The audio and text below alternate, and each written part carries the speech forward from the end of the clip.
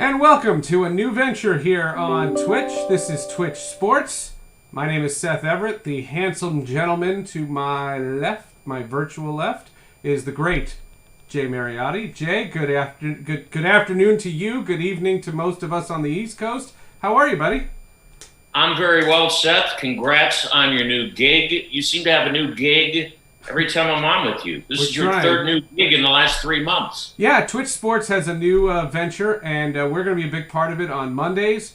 So we're going to say hello to a lot of new people, and from what I understand, we're going to come in, catch as catch can, and sometimes it's going to be our whole show, sometimes it's going to be part of our show, and who knows what else, but I only bring the best in, and Jay is going to be here. For those of you wondering about Etan Thomas, he hasn't left. He's going to be a part of this as well. He's going to join us whenever he can. He has literally become the busiest man in the world. Supposedly he's writing another book, which all I know is he's not doing it on a computer because as smart as that guy is, he doesn't understand technology. So we have a lot going on. First of all, let me just describe the new channel. If you are looking in the bottom right, you see two logos. Those are logos for my podcasts. My podcasts have over 450 episodes combined. The one on the far right is called Sports with Friends. The slogan is, every guest is a friend, or a friend of a friend. We play Jewish geography. And this week on the podcast, Hall of Famer Donnie Shell is going to be our guest, and that'll come out on Wednesday. The Hall of Justice is a superhero podcast, and the slogan is, if you're old enough to know what the Hall of Justice is, you're our demographic. That podcast comes out on Thursdays, and we have some voice actors from the new DC animated film, Batman: Death in the Family, and I saw it over the weekend, and it's incredibly well done. It's incredibly smart, and we'll talk about that on the Hall of Justice. But Monday nights at 7 o'clock Eastern, 4 Pacific, we are going to talk sports. And when we say our cup has runneth over, Jay Mariotti, I think the last time I did a show with you, there was no sports going on, and now we just crowned a Stanley Cup champion. We're in the heart of the NBA Finals. We're in Week 4 of the NFL. The baseball playoffs are in full swing, and there is literally 5 games a day, and if you are a couch potato, you're in heaven right now. Well, we're competing against 2 Monday Night Football games, assuming everybody passed their corona tests, and we've got 2 baseball games today. So this very show we're doing, we are competing against the world.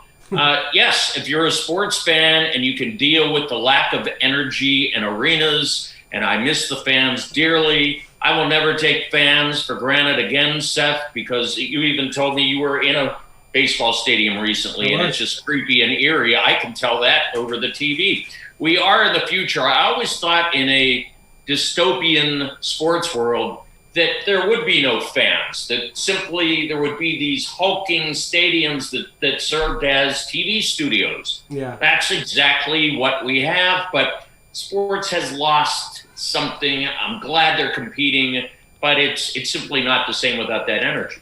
Well, let me tell you real quick. I did go to Yankee Stadium, and I went for a couple of reasons. One, the Yankees had lost like 3 games in a row, and it cinched that they wouldn't be have a home field for any of the postseason. Because that's what was my plan. I was going to go to the postseason. And I said, ooh, that's not going to work because once I'm not traveling to their bubbles, and I have a couple of things I've learned about their bubbles that doesn't make any sense. But I wanted to see what it was. And when I say I felt safer there than when I took my kids to get their flu shots. Yankee Stadium is empty. Empty. And it's so weird because I drive up and I parked on the street. And in the history of Yankee Stadium, no one has ever parked on the street. That's new in its own right. I parked on the street. I walked in. I had my temperature taken. I had to fill out a questionnaire. I walk in and they point me to a different elevator, not the regular media elevator. And I declined it. I took the stairs. Because why am I going in an elevator when the stairs are wide open? And the place, and I took all kinds of pictures and I posted a bunch of them. The place looks desolate. So like, you know how when you walk in a concourse of a stadium, there's like all these little kiosks set up? Those are all like wrapped up and put away. And it just looks like the place is closed.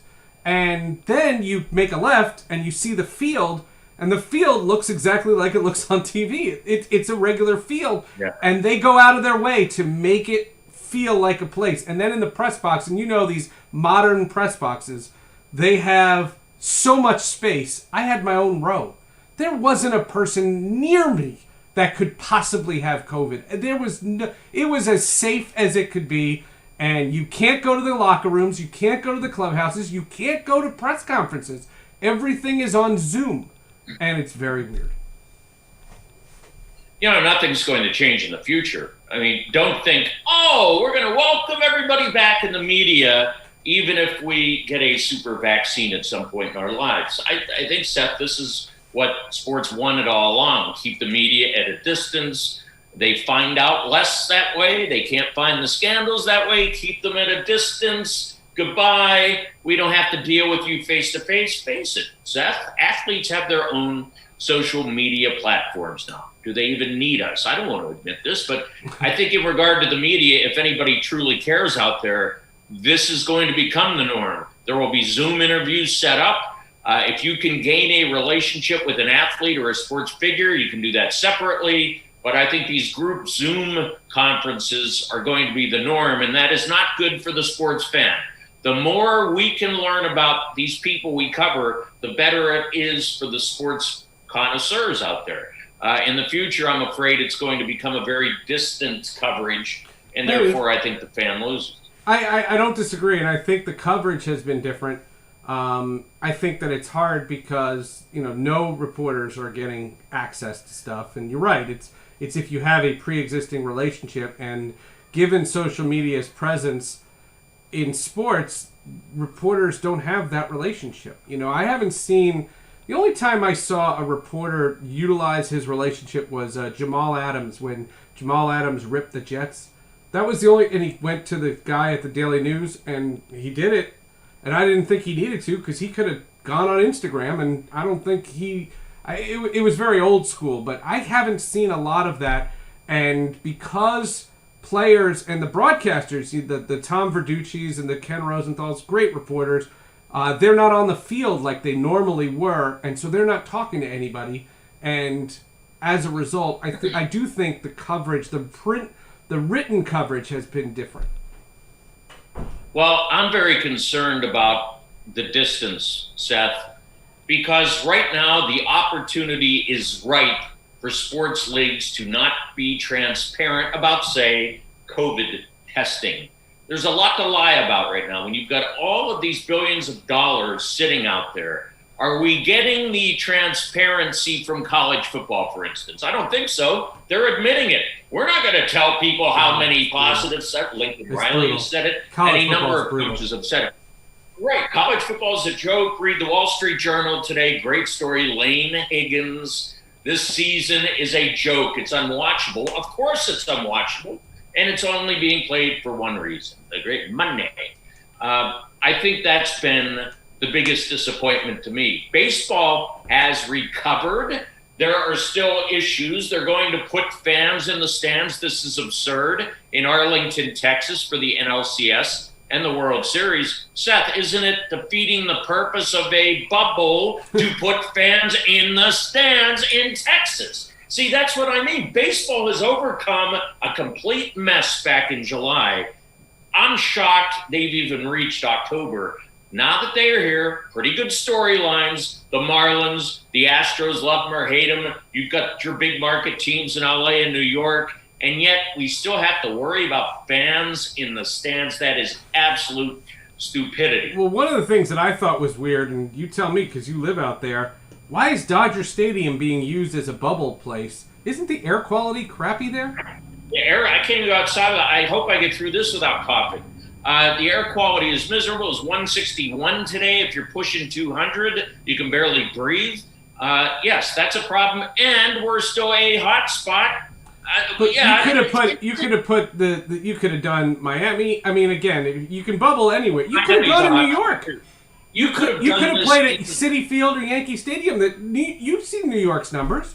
You could have done this in Denver. You could have done it in a place where they're not being hit by COVID.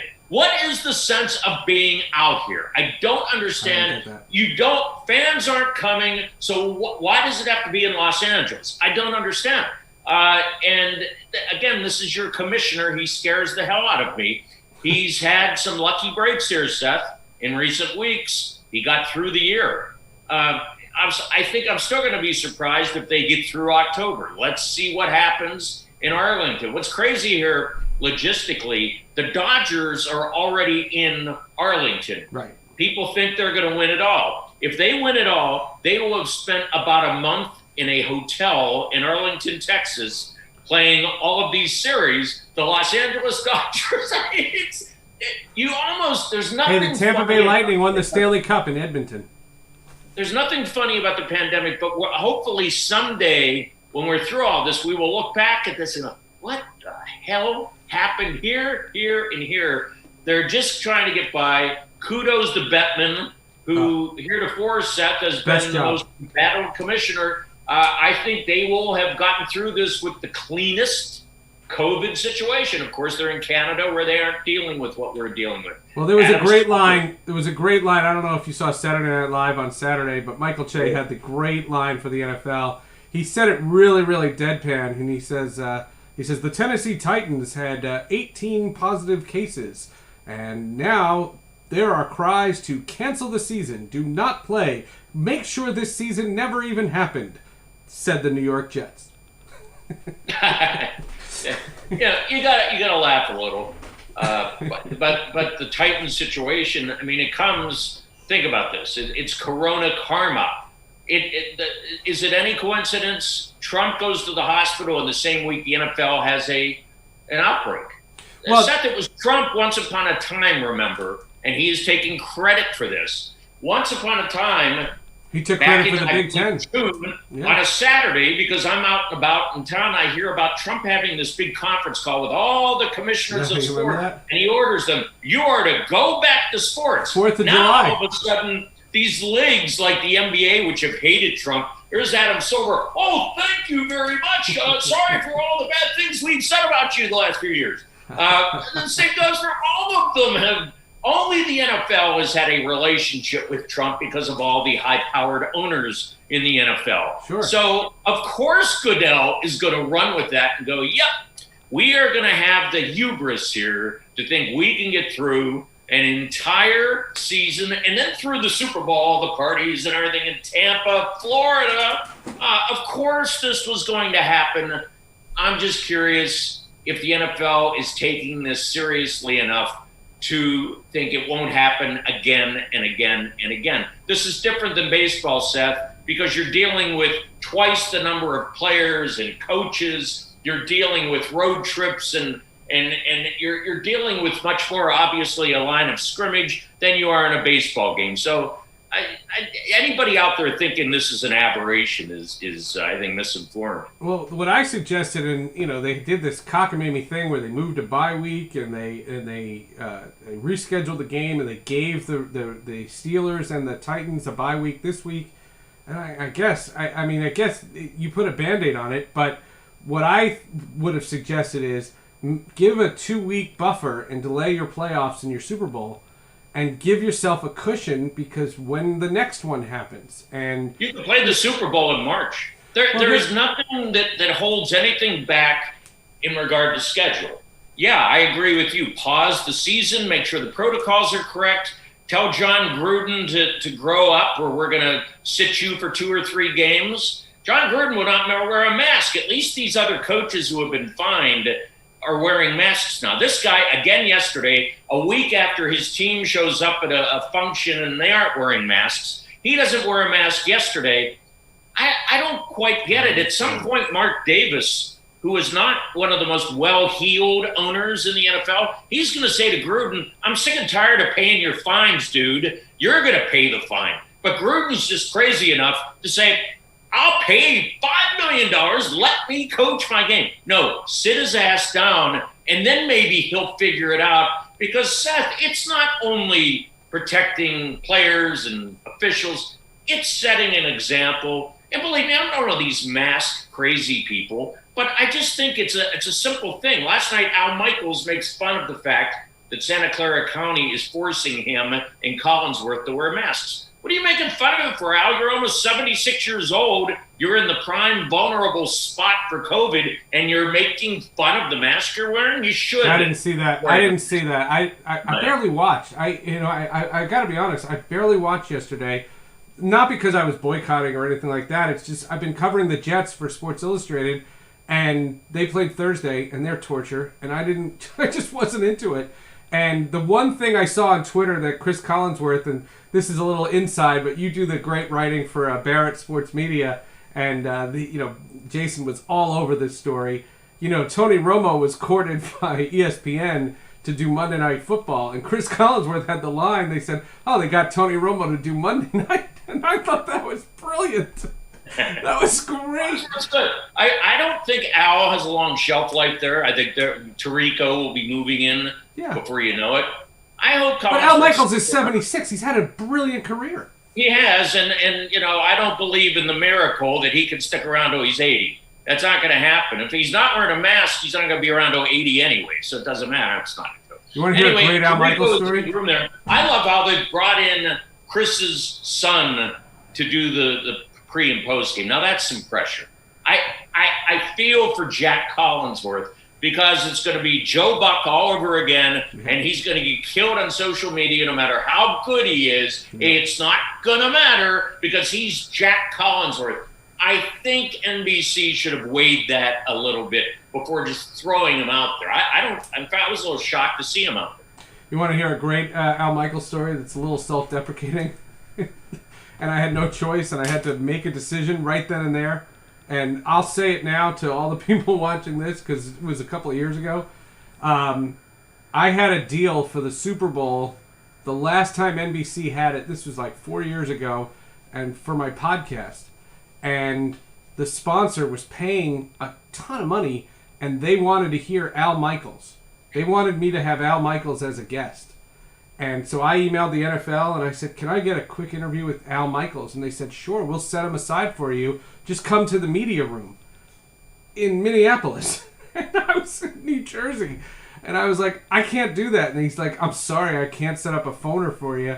But if you send somebody, I can get him. So I called every radio station I knew, because you know what Radio Row at the Super Bowl is, and we borrowed somebody's intern or something, and they put a microphone in front of Al Michaels' mouth, and Al Michaels spoke for 15 minutes, not to me, and I interviewed him, and I re-asked all the questions, and I edited it nicely, and no one knows.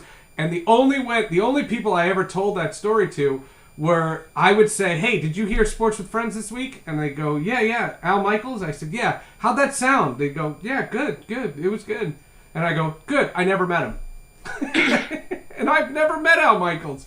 And it's the weirdest thing. And he's been on my podcast. Radio Row is, they should abolish Radio Row, and they're not going to have it. If there is a Super Bowl this year, there will be no Radio Row, and that is a great thing. Yeah. We don't need Radio Row anymore. Right. For people who don't know what it is, it's just a schlock fest filled with people trying to sell the same clients every year to hawk whatever they're hawk. Here's Joe Montana with his new ointment or whatever it is, and it just gets old.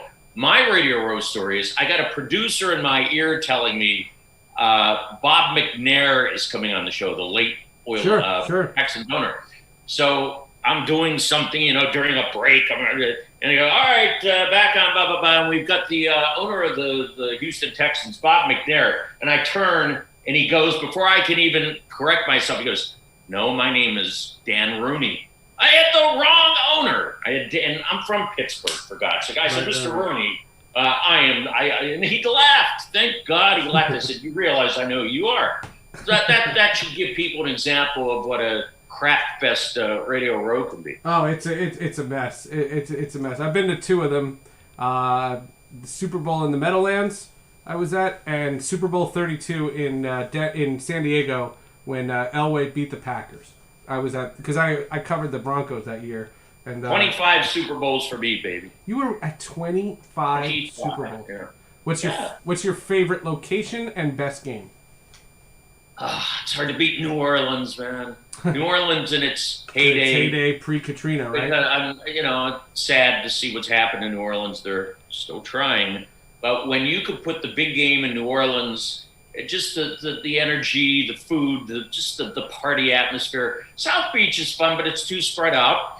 I liked it when it was in LA. It will be in LA again. It will be in Vegas. God help us when the Super Bowl is in Vegas. But I happen to like New Orleans because it's centralized. You're in that area there. I don't like it when a team or a city builds a stadium and you've got to put a Super Bowl there. Detroit, Indianapolis, Houston, Minneapolis. Oh, I mean, Annapolis. I don't want a Super Bowl in any of the Appalases.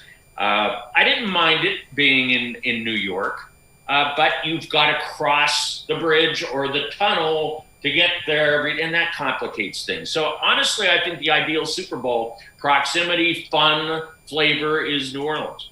Yeah, look, New Orleans, great. I was there in January, not for a Super Bowl, but I was there in January, and I totally get what you're saying. It's not what it once was, and that's a great point. I just want to see them get to the Super Bowl. I've asked for so little. What has been your impression of the actual play? The games have actually been pretty tight, good. Right? It's all quarterbacks all the time because, as you know, Seth, defenses weren't allowed to hit much in August, so obviously the offenses are going to be demonstrably ahead of the defenses, and the quarterbacks have taken advantage of that, and also the silence inside the stadiums, the snap counts. Aaron Rodgers gave us a clinic in New Orleans about how to deal with the snap count without any crazy Saints fans.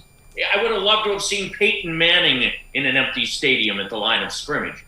So the quarterbacks are dominating. Russell Wilson's having a historic year. What the storyline in the NFL is so far, along with, of all things, Josh Allen and the Bills Mafia, is the fact that you've got this duel, Russell Wilson, Patrick Mahomes, I believe, as we speak, and other quarterbacks out there. I think Lamar Jackson has slipped because, face it, he can't beat Kansas City. And when it's time for him to prove he can win a game throwing the football, he has yet to do that consistently against real good teams. So I'm even throwing Lamar Jackson out of it.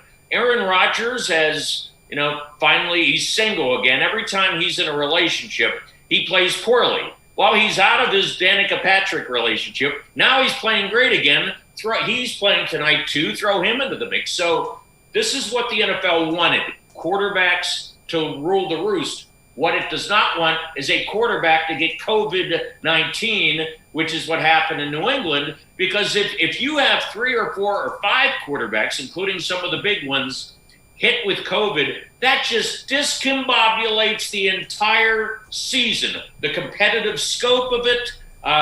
Is it fair to the Patriots to even be playing this game, Seth, when they don't have their quarterback? They didn't find out until Saturday, and they actually flew this morning. That's not an easy flight, 3.5 hours, Boston to Kansas City, Providence to Kansas City, and then they flew 2 different planes. One with players who were believed to have been separated from Newton, and then the other with players who may have been in contact with Newton. How do you know? So you're going to throw them out in the field right now. So you're saying they shouldn't play tonight. You're saying Chiefs-Patriots shouldn't happen tonight. I don't think that should have happened, but they're doing it because there's pressure from the networks to keep that money rolling in, and the league wants the money rolling back to the league. So if it's Jaguars against the Titans, no, the Titans is a bad example. If it's the Jaguars against the Washington football team on a random game, no, I think they keep going anyway, Seth, because they're trying to protect their bye weeks. They're protecting the set. They're trying to squeeze things in. They're hoping. Right now, everything is wishful thinking. Okay, we're going to get through this. This was idiotic, having the Patriots fly in the day of the game. It's not going to be a competitive game. You're playing Patrick Mahomes as it is at home, where they actually do have some fans. Not even Belichick could deal with this. I'm going to have to turn it on a little bit. But when I do, I guarantee you they're down big. Well, here I can check, but it just started, by the way. Well, and I think it's on. No, the Monday night, the Falcons-Packers game is on Amazon Prime, and we're allowed to do a live look-in for that. I got all the rules because Amazon owns Twitch, so you can do something if it's Amazon Prime, but not otherwise. I believe. I don't know the score yet, but we'll continue with this. Actually, ESPN.com is. Oh, the Astros are up 9-5. Yeah, it was 7-5. What if the Astros win it all? You know, in LA, I'd be happy for Dusty. No fans in the stands, but when the Astros were here the last time, the fans figured out what the bus route was to Dodger Stadium. They pull into Dodger Stadium on the buses, and there are fans banging drums. You know, that there are ways to get back at the Astros, but the shame of it is if they start cruising in this postseason, there is no way for the fans to retaliate.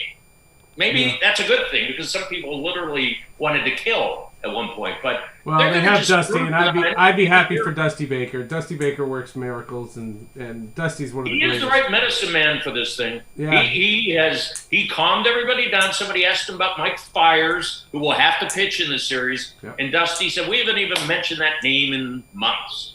Yeah. Yeah, he's the best. Dusty Baker gave the eulogy at my best friend's funeral. So Dusty Baker can do no wrong in my life. Daryl Hamilton. I had Dusty in Chicago when that was the pressure job. Bartman. Bartman night. But preceding that, Sammy Sosa mania. Dusty that was a very difficult job for anybody. And then Dusty in that city had to deal with racial hate mail. Yep. And he would read it. When he'd get it, he'd read it to the media. That was a tough job for him. And he probably from a baseball perspective, burned out the arms of Kerry Wood and Mark Pryor. We could debate that all day, but no doubt he ran with them. If you look back at that postseason and project it to 2020 and think about the wear and tear on those two young arms, never happened today. Yeah, no question about it. Dusty is the right guy, and you know, these 5-game series, I didn't like the wild card round, the extra round. I thought it was weird that a division winner had to play these games. You know, that didn't make any sense. But it's a money grab. ESPN, $50 million. They did it hodgepodge. One question, though, about the context of baseball, and that is regarding the days off. So normally, in a 7-game series, you play 1 and 2 in one park, then you play 3, 4, 5 in another park, and then you go back for 6 and 7 in the first park. And because they're in these neutral sites, they've gotten rid of those travel days. So my question to you is, doesn't that change the way all these teams who have built rotations have to execute their rotations? And they just arbitrarily decided this. And my argument is I think Fox went to them and said, listen, we're happy that you're back, but be done. Because we're starting to get some of our scripted programming back, and we're moving on. Plus we have college football and all these other things. We're done with you. Be done. And the only way they could shoehorn in that extra round was to take all the travel days. So in other words, so Fox can air Family Guy, they don't have off days. And now, in a 5-game series, an ace is only pitching games 1 and 5. Well, it's that, and I also think they don't want these guys, they're now in hotel bubbles now. Okay? They don't want them having an off day, because what are you going to do on an off day? You're going to go out in whatever town you're in. Even Arlington, Texas, you're going to, I can't sit in my room again. I think right now they are literally in a bubble where they should have been all along. They got to this point, and I think it's basically to hell with traditional baseball pitching rotations. Just throw it against the wall and see what sticks? It's basically keep these guys healthy and out of bars, and let's get to October the 28th and get our money and get the hell out of here. I think that's what they're all thinking. Manfred, the owners, and the TV executives, they just basically, at this point, you saw the other night, the Yankees and the Indians started a game in a torrential downpour where everything is blowing around and there are no fans there. That was truly an Alfred Hitchcock moment. Yeah. And then I'm flipping around. Remember, it's 10 o'clock out here. 1 in the morning, the game is still on. Yep. What are we going to have for sure here, Seth? 4-hour games. You can mark that down. These guys have nowhere to go, and there are a lot of ads to sell to make up all that time. So, yes, they're going to say, bring it on, 4.5-hour games. Well, if you think about it, the 4 o'clock Eastern time game, that's not over. That's still in the 9th inning, so that's a 3.5-hour game. And Yankees-Rays starts at 8 Eastern, 5 Pacific, and that's today. And I don't know. And that's not good. And by the way, ratings across the board, no matter what your guy Al Michael says, down. NBA Finals, maybe a spike now. That's, by the way, a little aside here. Praise to Jeff Van Gundy, because I wouldn't have had the balls if I were the analyst in the final minute of that game when they showed Jimmy Butler mouthing at his teammates. And Van Gundy, I thought, took a leap there. He said, you know what he's saying? They're in trouble. And then they slowed down Butler's, to where he's mouthing it and enunciating. You still couldn't tell. But then sure enough, after the game, Butler confirmed that he said that. Van Gundy just assured his network maybe 1 million more viewers because now he planted a seed. Here's a reason for you guys to watch Game 4. Jimmy Butler just said the Lakers are in trouble. Right. It totally makes sense, and I totally get it. I think from my standpoint, the one aspect of ratings is you have to recognize that you're competing against other sports now. It's not, because if you notice, the Michael Jordan documentary got ratings records because there was nothing on. And even the mighty NFL has never competed in the month of September with the NBA. And the NBA has a chunk of their audience, and that's your 5% or 8% or whatever it was. I think that sports, and I don't want to get political with you, but the fact of the matter is this garbage about it's about the protest. No, it's not. Let these guys say what they want. Let them say whatever they want. They can do whatever they want. The games have been great. And anybody who has problems with those protests, you have other issues, and it's called racism. I think it's not the protests now. It's simply the debacle of a debate last week, and then people are just flooding to the news channels. Right. And that's what the news channel are getting the ratings, and you're competing against that. And it's just that's 2016 all over. Now tonight, I'll be curious about tonight's ratings because you've got the Chiefs and the Patriots, this diluted game, competing against baseball, but also Trump now out of the hospital. And Biden's doing a town hall. So why would these ratings in sports be any good? Let's face it, Seth. There are people in the world who have lives beyond sports, and that's what I've noticed throughout the pandemic. That when people had disposable time on their hands to be diehard sports fans and wear that jersey and go to the game and make a bet, well, then sports was healthier than ever. Those people have stuff in their lives. They're trying to get their kids through whatever education they're doing in their kitchens, wherever that's happening.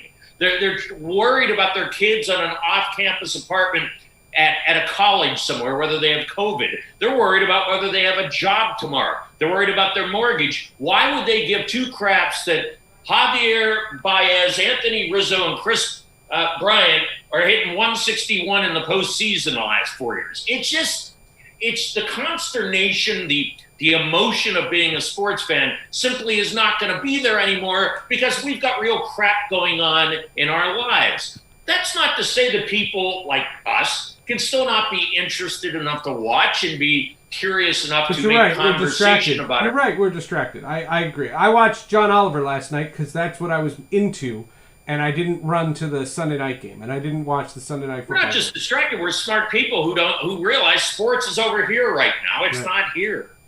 But from that standpoint, the NBA is almost over, and baseball's kind of on schedule.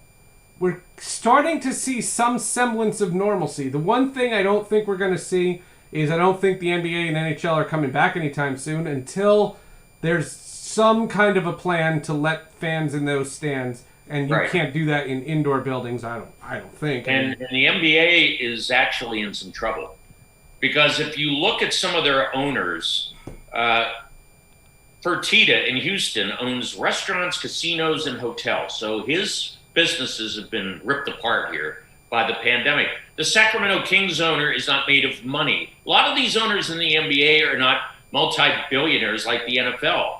You're going to see even Joe Lake of it in the Warriors, Golden State. They just built a $1 billion arena with their own money. That arena has had no concerts, no Warriors, nothing. They've taken a bath on an arena. They used $1 billion. That hurts Joe Lake. I don't care how much money he has. So if you look around the NBA and you can't get fans in the arenas anytime soon, 40% of the revenue is from the in-arena experience. Suites, corporate partnerships, expensive season tickets. How in the hell is the NBA going to continue on any successful path without arenas being filled with fans? But then I have to ask you the opposite question, though. You're not going to do bubbles, right? They're not doing bubbles for the regular season. Players have already said that. No. Okay, no. Right, which is exactly what the baseball players said, for the record, is they didn't want to do a regular season in a bubble. Give them credit. The basketball players are saying the exact same thing, but let me ask you this. Well, where are you going to play the NBA regular season if you can't play in your arenas? But what about television and the NBA television deal? Is television enough to operate at? Would you tell... Well, the NBA has already said we want to renegotiate with you, Turner, and you, ESPN. I don't know. About what? Mr. About what? Jimmy Less Fitaro games? at ESPN. I'm looking at their ratings and going, you guys went off the cliff here. Why am I going to spend double the money I'm already spending? I'm not going to bank on you yet. The NFL is a different deal, Seth. You can be Fox, as Murdoch's kids, Lachlan Murdoch said the other day, the new CEO. He said, "Yeah, we're ready to bid $2 billion a year in the NFL in a pandemic." It's because I think there's a pretty good idea the NFL is going to be around.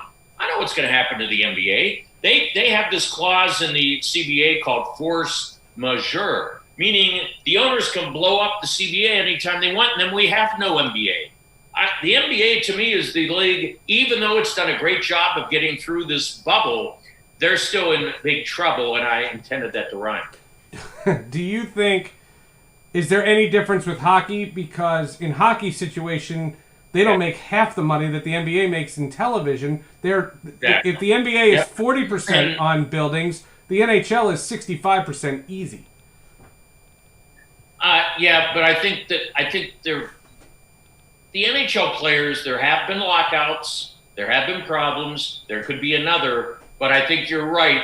You're dealing with more stable ownership in the NHL, and you don't have the costs associated with the NBA and the players. You don't have these massive contracts that they're doling out in the NBA. So it's going to be easier to carry on with hockey because you're not paying these insane free agent contracts. Yeah, I completely agree. I think that ultimately, I don't know what happened. And I don't think they know. And one thing that I applaud, you and I are on the exact same page. I applaud both Adam Silver and Gary Bettman. You got this finished, and I didn't think either one of them had a shot. In April, I would have said no way on either of them. And realized that we're going to have. It should be a lesson for everybody. If you simply, I'm not saying everybody should just run somewhere for 3 months and hide, but what I'm saying is if you follow protocols, and they only had one Lou Williams situation in the NHL, as far as we know, which is my favorite story. Lou Williams is my absolute favorite pandemic story. He went to a funeral, stopped at a strip club. That's fantastic. I love that story. They should have put a strip club in Disney World. Forgetting somebody's name. There was a company that offered that. There was a company that offered that. There was a company, and I got a pitch from a PR person. Orlando, Florida. Why wouldn't they? They said we'll send girls. And then Disney World for girls. Yep.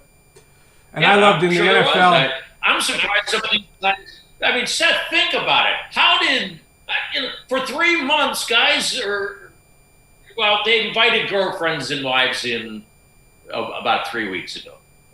Later when they got to the final 4 teams, they had 22 teams.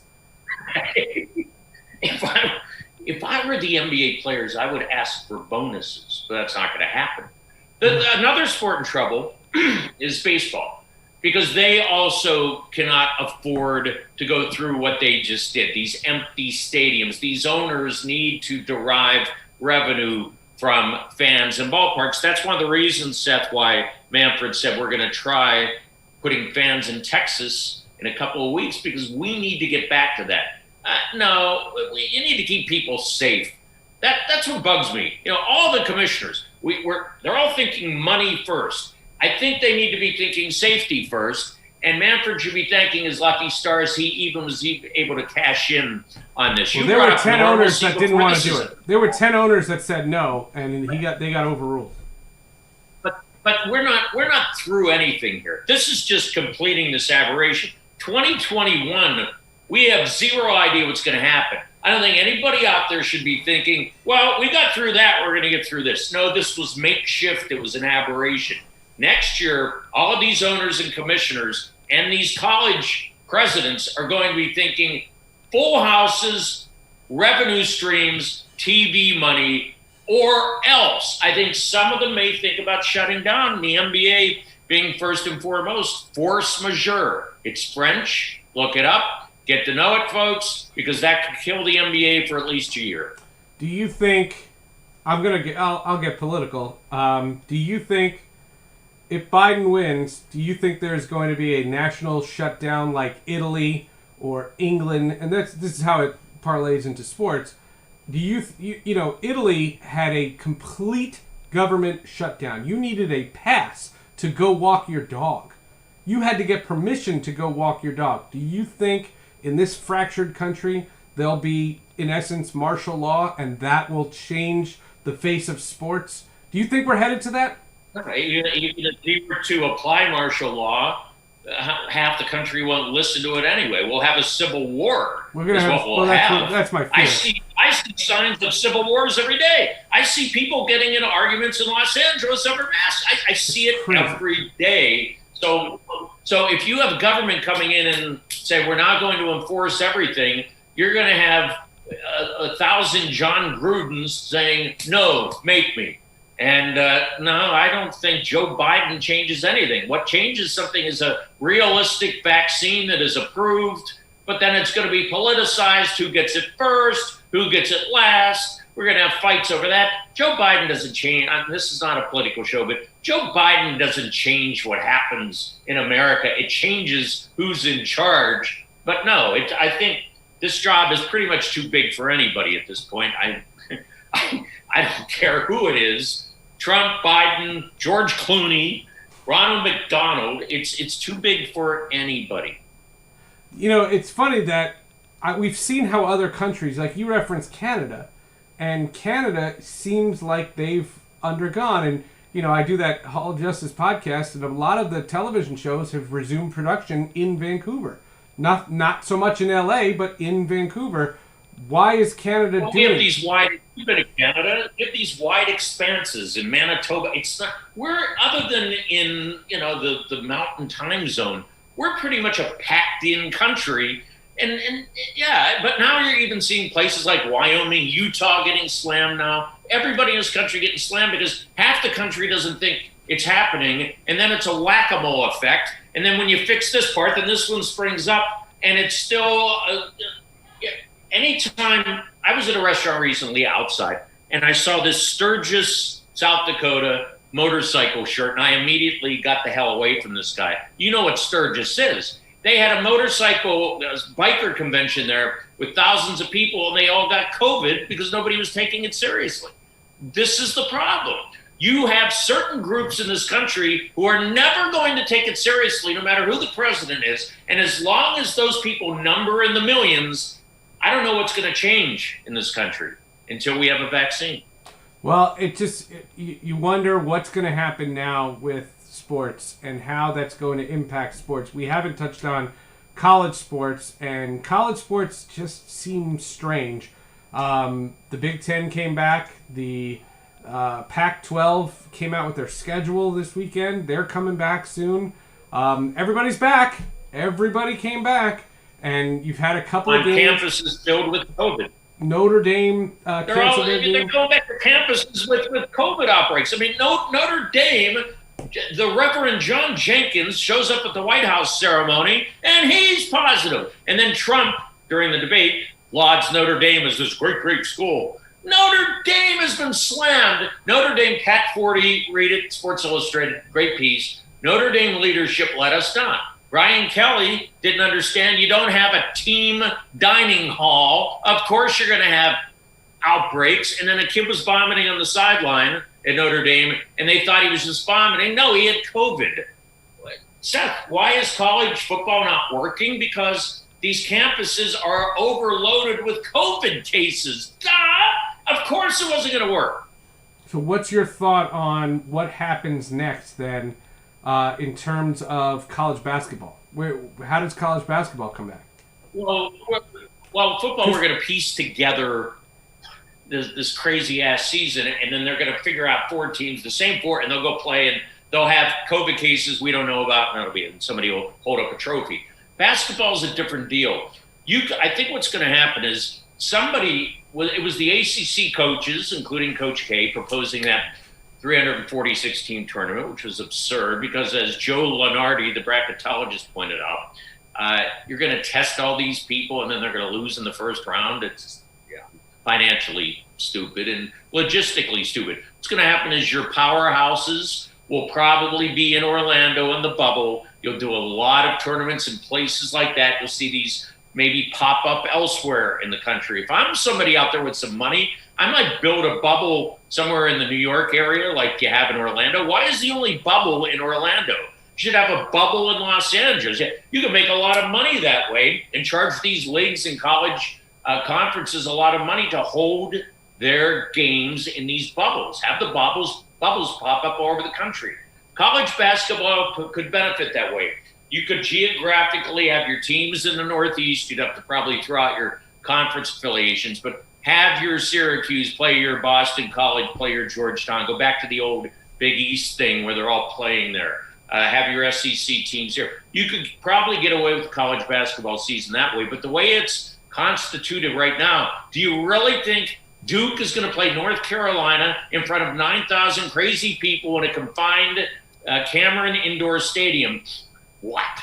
No, but on a smaller scale, basketball. Duke will play North Carolina, and it'll be on television in Orlando at the bubble. Yeah, fine. Yeah, I can hear it now. Yeah, I can hear it. But that's what I'm saying. But that doesn't mean Lehigh is going to get to play.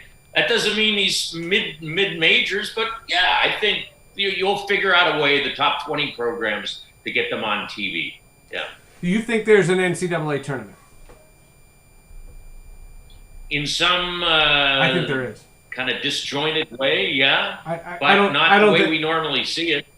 But I think it'll happen because remember, they lost last time. You know the financial hit that the NCAA and all the colleges took. Well, they how are some of these colleges going to have the money to travel? I mean, the Cinderella teams, are they going to where are they getting their money? I don't know. I think you'll have a smaller just think big in any COVID sports conversation. Think big. You might have a 16-team NCAA tournament in some dome in Atlanta or something with no fans. Yeah, and then you'll have your usual suspects there. But my argument has been, the NCAA was in a bad light because of the timing of the outbreak, right? So the NCAA tournament had to get canceled. And it did. And the conference tournaments, and I remember Jay Billis screaming in Greensboro, remember that, during the ACC tournament?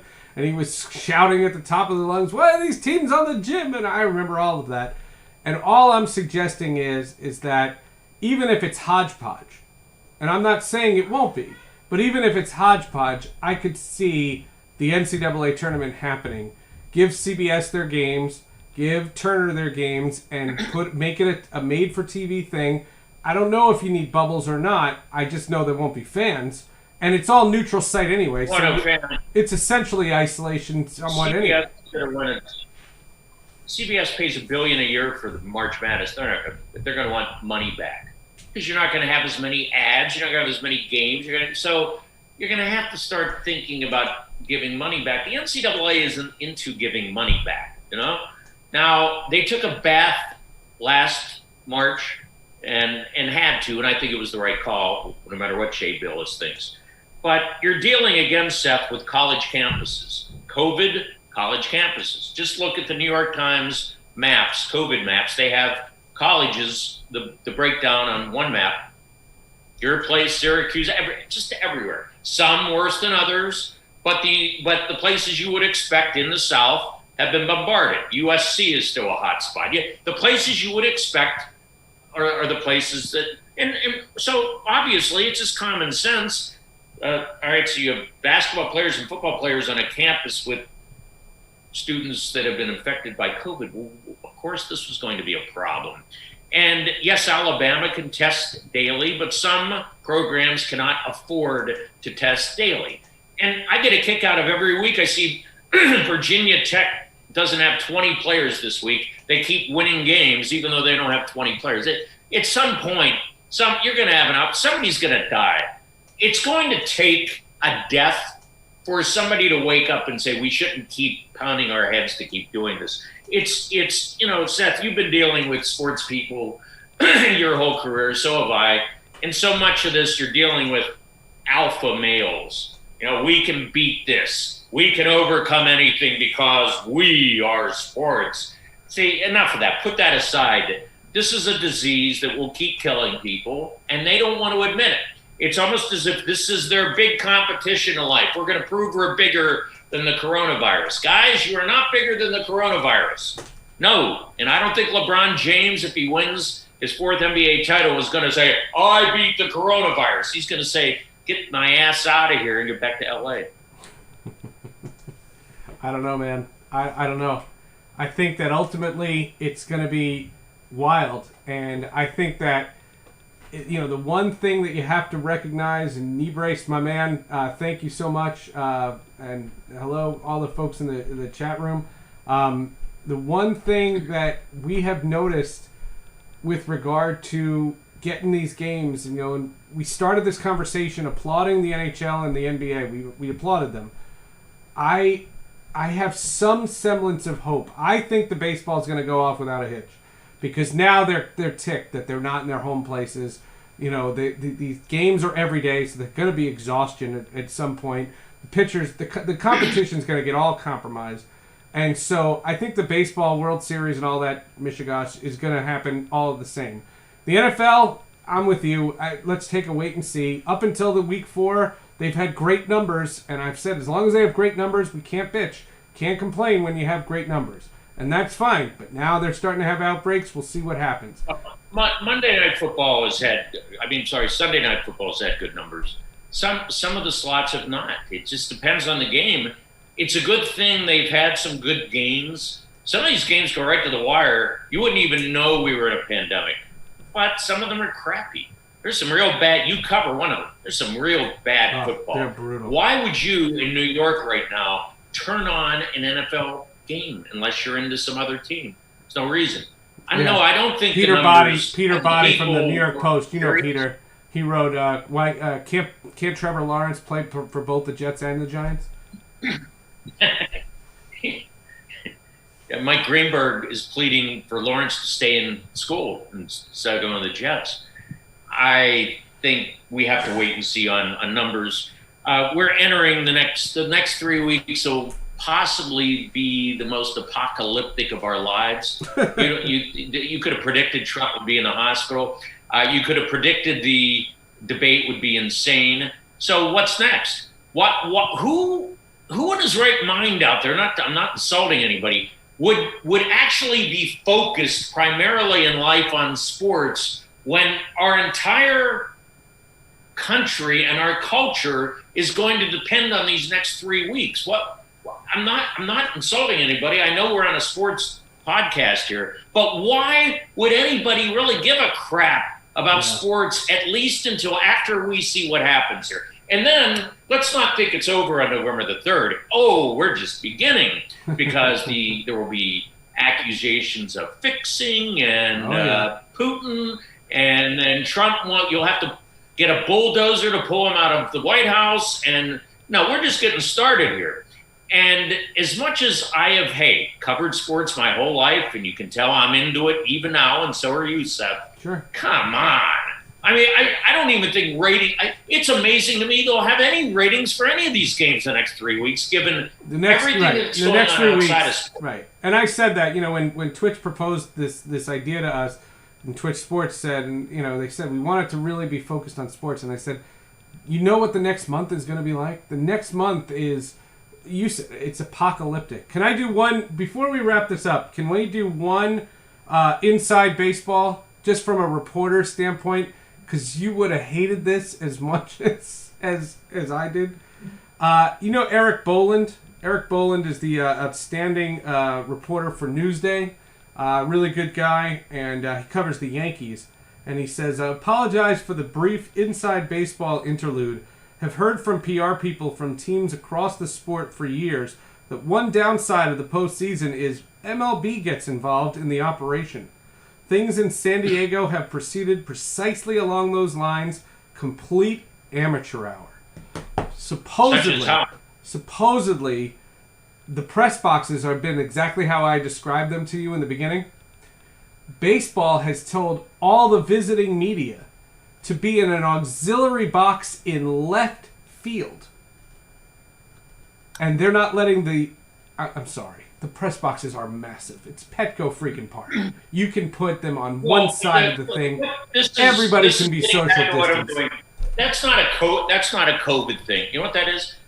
Baseball is telling us, guys, this is your future. Don't come. You are not going to be in left field. By the way, you realize in Chicago, South Side, they already have the press box in right field. In the upper part of the stadium, a lot of these stadiums, especially football stadiums, the press boxes are in the distance. Yeah, it's what the hell are you doing here? Watch it off TV. That's what they want. They don't want to deal with that because that's just something else to clean up and more reporters asking questions. What they're telling the media is keep your people at home and have them do the Zoom questions afterward. Here's one for you. The White Sox, and I'm not big fans of the White Sox, as you know, but I agree with them on this. A couple of reporters had been in St. Louis covering a Cubs-Cardinals series. One of them was from St. Louis. The next series for the Cardinals was on the south side. They come the next day. White Sox don't let them in the stadium, say you have to quarantine for 14 days. Illinois law. I agree with that. Yep. Now, but I don't know what the situation is in San Diego. I don't think here in California we have any rules about. I could be wrong. Oh, you're saying that to get to California you have to quarantine, and the New York people didn't quarantine, and they should have thought of that. I don't think there are any rules against New York people in California. That's what I'm saying. I have to look this up, but I don't believe we have the same rules other states have in California. If so, they should have informed these people beforehand, or they should have done some homework. But I don't think that's the case out there. They would have sent them home. They wouldn't put them out in left field. Honestly, the public doesn't care about our problems. I used to sit in the World Series, Fenway Park. We'd have a baseball writer who should be in the press box, and then the second seat, if your team wasn't in it, was in an auxiliary box. Yep. 1 year at Fenway, we're out with the fans in the outfield. But we may as well be in a bar somewhere because I was on TV every day. Hey, Mariotti, what do you know about the Red Sox? What? And I got to try to write on deadline with these idiots? So, no, nobody cares about our problems. But in the age of COVID, I think editors and sports directors have really better figure it out because traveling to cover sports events isn't really logical or essential right now. It's totally it's you're totally right. You're totally right. And I'm telling you, it's a strange time. It really is. It's a strange time. It's October 5th, and everybody's brains are half on the games. The games have been good. It's all over the place. It's sensory overload, and then there's the news, and it's crazy. And things are crazy right now. I just think you keep sports in perspective. I'm glad it's on TV. I hope nobody dies or is seriously ill because of COVID. I hope these leagues aren't force-feeding it. I hope they're not thinking about money too much. They are. I'm glad it's on, but I would be lying if I told you that I'm into it. I'm curious. I'm not into it. And the Colorado Rockets can't get to the finals. I just simply do not care. Things I would have cared about 9 months ago. Who cares? I know. It's great to watch. Perspective. Great to watch great performance. Hey, it's great to talk to you again. Thanks as always. Let's do it again real soon. Good luck with your venture, and send me one of those U.S. Open shirts. Yeah, I gotta get some more. You're right. Amen. All right, we'll see.